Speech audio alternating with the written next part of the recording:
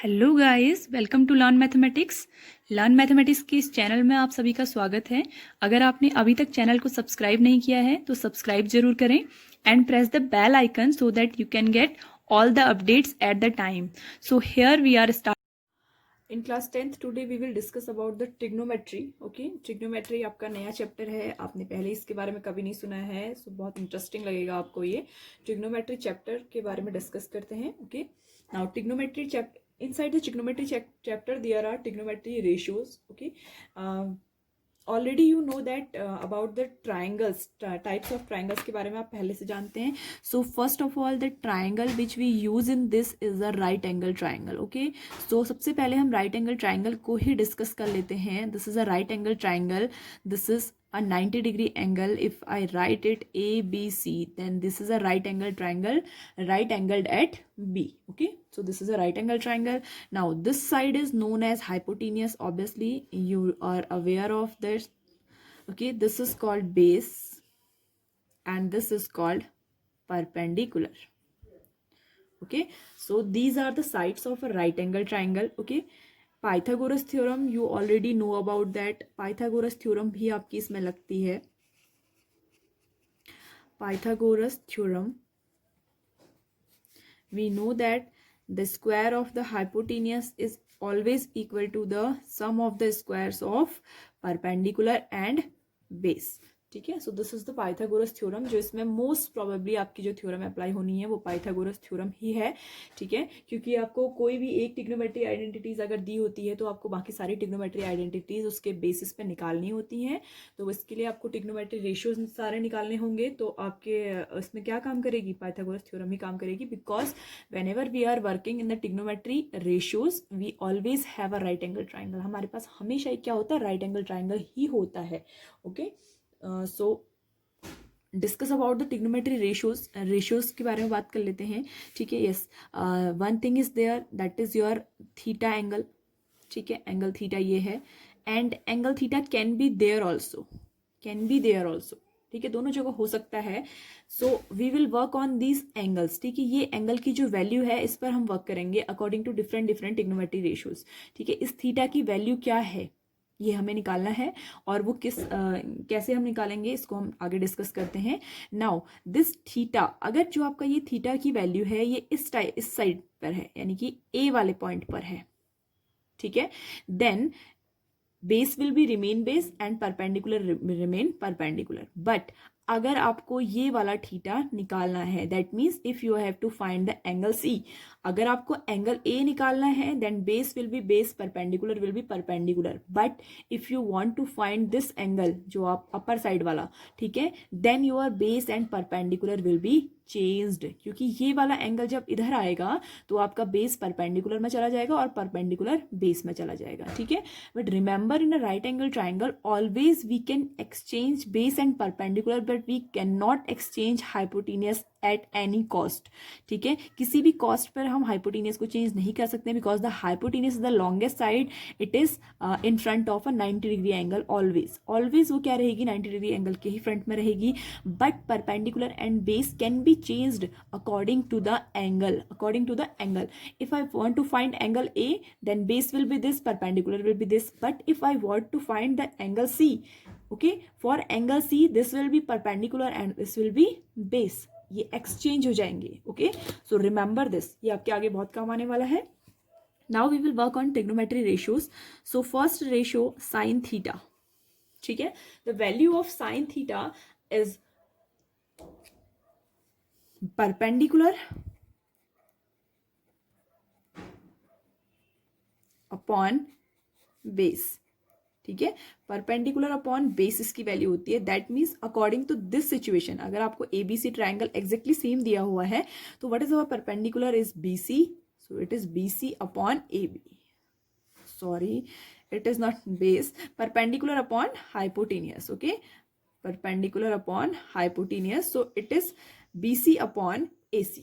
So this is the value of your first trigonometry ratio जिसको हम बोलते हैं sin थीटा। ठीक है, ये थीटा की वैल्यू निकाल रहे हैं। It can be written as sine A, अगर हम साइन ए लिखेंगे तो भी ये सेम रहेगा। ठीक है, बट अगर साइन सी लिखेंगे तो आपका बेस एंड परपेंडिकुलर क्या हो जाएंगे? चेंज हो जाएंगे, हाइपोटेनियस सेम रहेगा। ठीक है, तो उसके लिए बेस आपका ये BC यूज होगा। Okay, then we will work cos theta, ठीक है। Cos theta is equal to base upon hypotenuse, ठीक है। ये क्या होता है आपका, base upon hypotenuse, okay. So अगर इसके बारे में बात करें तो it will be A B upon A C, ठीक है। तो देखो ये क्या आया आपका, पी अपॉन एच, ठीक है, और ये कितना आया, B upon H, clear. Now tan theta is the next trigonometry ratio. Next trigonometry ratio is tan of theta, clear. It is equal to perpendicular upon base.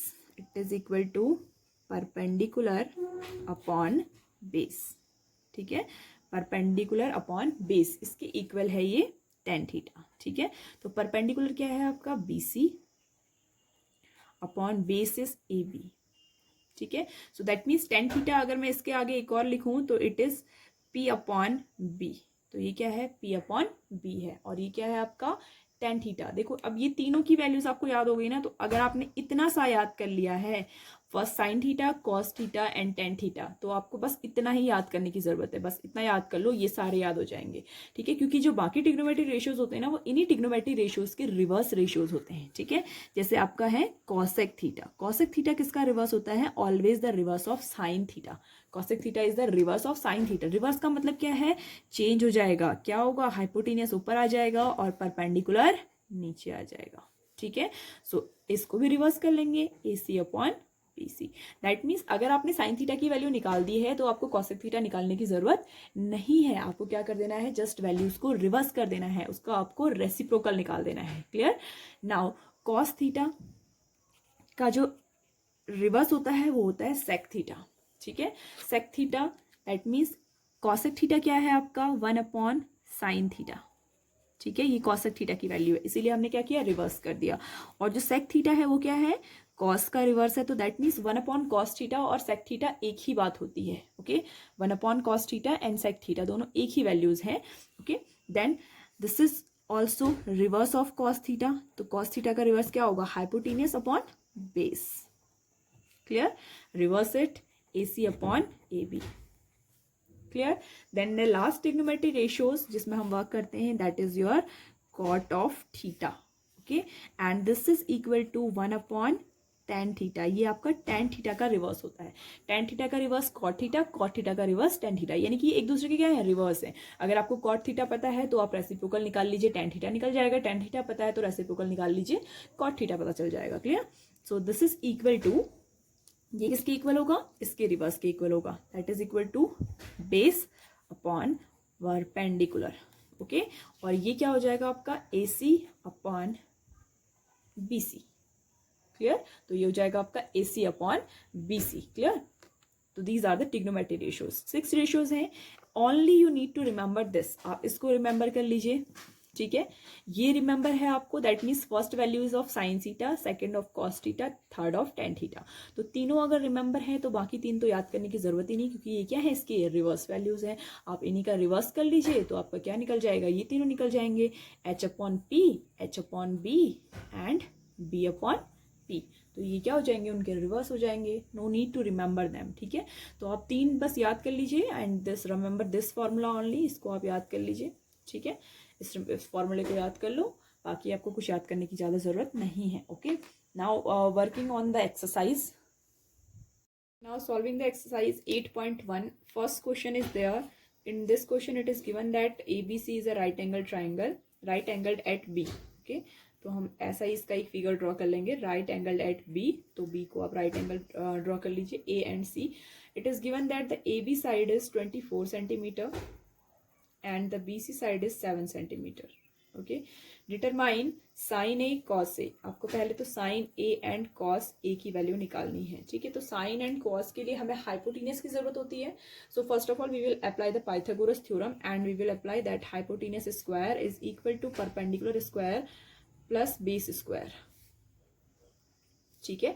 तो ये देखो क्या हो जाएगा, hypotenuse square is equal to perpendicular square means 24 square plus 7 square, ठीक है। 24 square 576 and this is 649, ठीक है। तो ये हो गया आपका ऐड करके 625 और यहाँ h स्क्वायर है तो under root of 625 and this will become 25 centimetre, ठीक है। तो ये कितना आ गया आपका 25 सेंटीमीटर आ गया the side, okay. Hypotenuse will be 25 centimeter. So what we need to find? We need to find the value of sin A, and sin A is your P upon H. P की value कितनी है 7 and H 25. So first answer, ठीक है। Then we need to find the value of cos A. Cos A की find करेंगे, it is B upon H, okay, that is equal to 24 upon 25, ठीक है। Now see the second part of this question is saying about, second part है इसी question का। तो उस second part में आपको क्या बोला है, that find the value of sine C and cos C.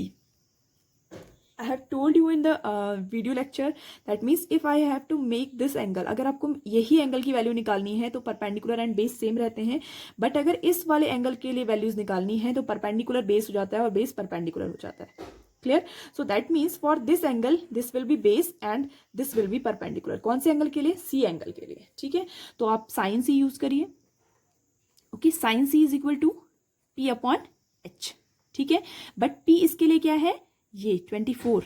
P वैसे तो परपेंडिकुलर ये है, लेकिन अकॉर्डिंग टू एंगल सी आपका जो बेस है वो एंगल सी के पास वाला जो लाइन है ये बेस होगा और ये क्या हो जाएगा, परपेंडिकुलर हो जाएगा, ठीक है। ये आपस में एक्सचेंज हो जाएंगे। कौन से एंगल के लिए? अगर आप ऊपर वाले एंगल के लिए निकाल रहे हो तो एक्सचेंज कर दिया, इट इज 25, ठीक है। और हमने कॉस सी को भी कर दिया, that is B upon H. तो हमारे लिए अभी बेस कौन सा है, 7 सेंटीमीटर, सो 7 अपॉन 25, ठीक है। तो दिस इज द डिफरेंस। देखो साइन ए की जो वैल्यू आई यहाँ कॉस सी की वैल्यू आई, ठीक है। कॉस ए की जो वैल्यू आई वो यहाँ साइन सी की वैल्यू आई। रिमेंबर दिस, ठीक है। ये थोड़ा सा डिफरेंस है आपका। यही क्वेश्चन आपके ट्रिकी क्वेश्चन होते हैं जो एग्जाम में आते हैं, जो आप जनरली ऐसे सॉल्व कर देते हो, ठीक है। बट यहाँ पर आपका बेस और perpendicular according to this angle change हो जाता है। Clear? So always remember this. Next question, now in second question, okay, one figure is given to you, that is triangle PQR. This type of triangle is given, right angled at Q, this is P and this is R. This is your right angle, this is given 12 centimeter and this is given 13 centimeter, ठीक है। तो first answer to solve this one, ठीक है, आपको पहले इसे solve करना पड़ेगा। तो आप directly hypotenuse square is equal to perpendicular square plus base square लगा दीजिए, ठीक है। इट इज रिटन एज, अगर आप ऐसे लिखना चाहें तो ऐसे भी लिख सकते हैं, दैट इज हाइपोटेन्यूस क्या है, P R square is equal to P Q square plus Q R square, okay. This way you can write also, जैसे भी आप लिखना चाहें। 13 square that is equal to, आप हमेशा एक ही फॉर्मूला याद करिए, बार बार डिफरेंट फॉर्मूले याद मत करिए, क्योंकि एक ही फॉर्मूले से सारे आंसर निकल जाते हैं, बस आपको सब्ट्रैक्ट कर देना होता है उसे, क्यू आर स्क्वायर, ठीक है। तो ये हो जाएगा आपका 169 और ये माइनस होकर के 144 is equal to Q R square, ठीक है। इफ आई सब्ट्रैक्टेड 25 आएगा और क्यू आर स्क्वायर की वैल्यू 25 आएगी, तो यहाँ आकर के स्क्वायर रूट हो जाएगा, that means the value of Q R is your 5 centimetre, ठीक है। तो क्यू आर की वैल्यू कितनी आ गई, 5 सेंटीमीटर आपकी क्यू आर की वैल्यू आ गई, ठीक है। आफ्टर फाइंडिंग दिस वैल्यू, उसने आपको बोला है कि find the value of 10p minus cot R. तो इस वैल्यू को निकालने के लिए पहले हम 10p की वैल्यू निकालेंगे। देखो 10p दैट मीन्स इस एंगल के लिए निकालना है, तो हमेशा याद रखना इस एंगल के लिए जो बेस है वो परपेंडिकुलर हो जाएगा और जो परपेंडिकुलर है वो बेस हो जाएगा। हमने ये 5 निकाल लिया है, तो 10p की वैल्यू क्या हो जाएगी, this will be base for this angle और ये परपेंडिकुलर हो जाएगा, ठीक है, रिवर्स हो जाएगा। तो 10p की वैल्यू होती क्या है, परपेंडिकुलर अपॉन बेस, तो दैट मीन्स 5 अपॉन 12, क्लियर। और कॉट आर, ठीक है, कॉट आर की वैल्यू यानी कि ये, ठीक है, R is equal to cot B upon P, reverse होता है 10 का पी अपॉन बी है तो बी अपॉन पी हो जाएगा रिवर्स होकर के। अब देखो आर के लिए सेम थिंग यूज होंगी, ठीक है, जो बेस है वो बेस ही यूज होगा, तो बेस कितना है 5 और जो परपेंडिकुलर है वो परपेंडिकुलर ही यूज होगा। तो दोनों की वैल्यू आपकी कितनी आ रही है, 5 upon 12 minus 5 upon 12 and that is equal to 0, ठीक है। तो बहुत ही सिंपल क्वेश्चन है आपके, ये ज़्यादा कुछ करना नहीं है इसके लिए। Third, if sine of A is equal to 3 upon 4, then calculate the value of cos A and tan A। तो आपको ये दोनों वैल्यूज क्या करनी है, कैलकुलेट करके बतानी है, ओके। अब देखो साइन A की वैल्यू है, इसका मतलब ये वैल्यू क्या है, परपेंडिकुलर अपॉन हाइपोटेनियस है, ठीक है। तो make the triangle perpendicular and hypotenuse, perpendicular is 3, hypotenuse is 4, so you need to find this one, ABC लिख लेते हैं इसे, आप इसे फाइंड करिए, ठीक है। आपको क्या फाइंड करना है, बेस फाइंड करना है। तो base square is equal to hypotenuse square minus perpendicular square. Hypotenuse square is 4 square 16 and this is 3 square 9, और अगर इसे सब्ट्रैक्ट करते हैं तो it will come under root of 7। तो रूट 7 सॉल्व नहीं हो सकता है, it will remain as it is, ठीक है, ऐसे ही रहेगा। Then he is saying that cos A and tan a की वैल्यू निकालिए। तो कॉस ए की वैल्यू कितनी हो जाएगी आपकी, the value of cos A, ठीक है। कॉस ए क्या हो जाएगा, बेस अपॉन हाइपोटेनियस, ठीक है। तो base is root 7 upon hypotenuse is 4, clear. And the next one that is tan a, A है ना तो सेम रहेगा, ठीक है। ये याद रखना कि ए यहाँ रहेगा, सी इधर रहेगा, clear. tan a is equal to p upon b and that is equal to 3 upon root of 7, ठीक है। तो ये वैल्यूज निकल गई आपकी। बहुत ही सिंपल क्वेश्चन हैं ये सारे के सारे इस एक्सरसाइज के। फोर्थ क्वेश्चन, ठीक है, that is given to you 15 cot of a is equal to 8, ठीक है। तो आप इसको क्या करेंगे, cot of a is equal to 8 upon 15 रख लेंगे। और 8 अपॉन 15 का मतलब क्या है, cot क्या होता है, बेस अपॉन परपेंडिकुलर। तो आपका 8 तो बेस है और ये परपेंडिकुलर है। फाइंड द हाइपोटेनियस, और उसके बाद आपको साइन ए एंड सेक ए की वैल्यू निकालनी है। डू इट बाय योरसेल्फ, ठीक है। फिफ्थ क्वेश्चन में देखो आपको क्या दिया हुआ है, find all other trigonometry ratios, यानी कि सेक थीटा की वैल्यू तो आपको गिवन है 13 अपॉन 12। तो 13 अपॉन 12 है क्या आपकी, हाइपोटेनियस अपॉन बेस, ठीक है। तो इससे आप क्या निकालेंगे, परपेंडिकुलर निकालेंगे, clear. After that find all trigonometry ratios, मतलब कि सेक थीटा के अलावा जितने भी बचे हुए, sine cos tan cot cosec and yes, ठीक है, इतने आपको निकालने हैं, क्लियर। देन सिक्स क्वेश्चन देखो, सिक्स क्वेश्चन में आपको क्या दिया हुआ है उसने, he is saying that cos A is equal to cos B such that these angles are acute angle, ठीक है। ऐसा है कि ये एंगल्स क्या हैं, आपस में एक्यूट एंगल हैं। Then he is saying that show that angle A is equal to angle B, ठीक है। जब भी कॉस ए और कॉस बी की वैल्यू बराबर होगी तो आप क्या करेंगे, एंगल ए और एंगल बी क्या होंगे, आपके बराबर होंगे, ठीक है। इसको शो करने के बहुत सारे तरीके हैं। आप इसे वैल्यूज से शो कर सकते हैं कि कॉस की वैल्यू कब बराबर होती है। कॉस की वैल्यू सिर्फ तभी बराबर होती है जब वो 1/√2 आती है, ठीक है। और 1/√2 आने के लिए एंगल दोनों के दोनों कितने होने चाहिए, 45 डिग्री होने चाहिए। तो आप इसे ऐसे भी सॉल्व कर सकते हैं। Otherwise okay, otherwise we can solve it by this method also, that is देखो, अगर cos से इक्वल टू cos भी होगा तो we have a right angle triangle, ठीक है। जब भी होगा राइट एंगल ट्राइंगल होगा, ठीक है। तो ये क्या हो जाएगा, आपका जो ट्राइंगल है ABC अगर हम यूज करते हैं,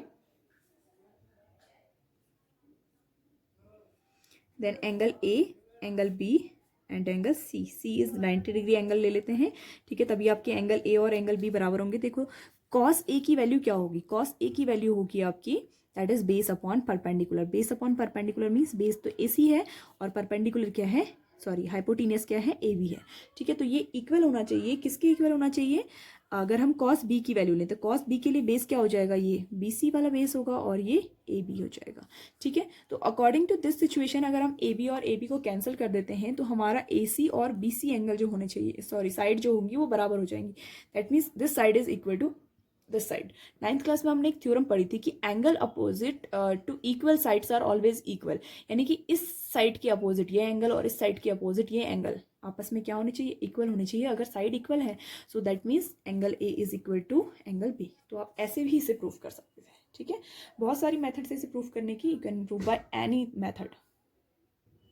Now the next question, that is 7th one, it is given that if cot of theta is equal to 7/8, अगर cot theta की वैल्यू कितनी है, 7/8 है, देन आपको फाइंड करना है, एक आइडेंटिटी आपको दी हुई है that you need to find the value of 1 plus sin theta, 1 minus sin theta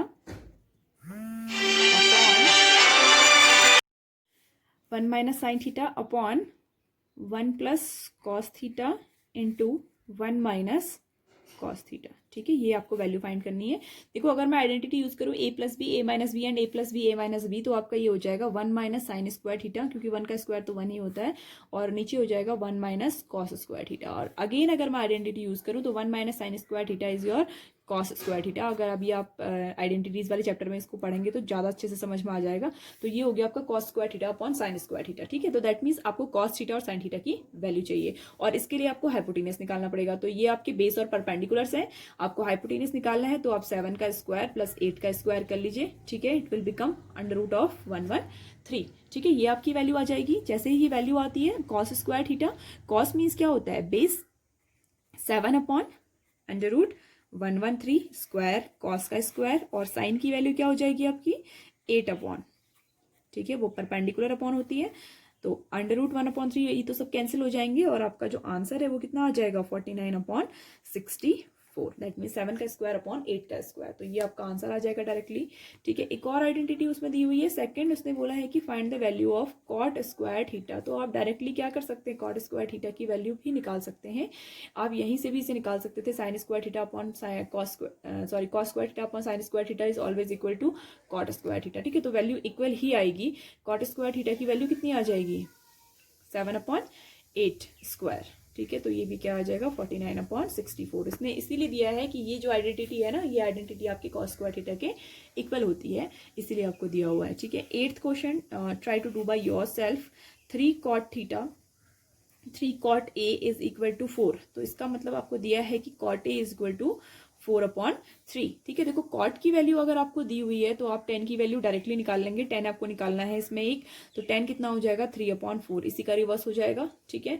then आपको एक आइडेंटिटी है जो प्रूफ करनी है, वो प्रूफ क्या करनी है, 1 - tan square theta tan square A upon 1 + tan square A, ठीक है, is equal to cos square A minus sine square A। तो आपको ये वैल्यू निकालनी है।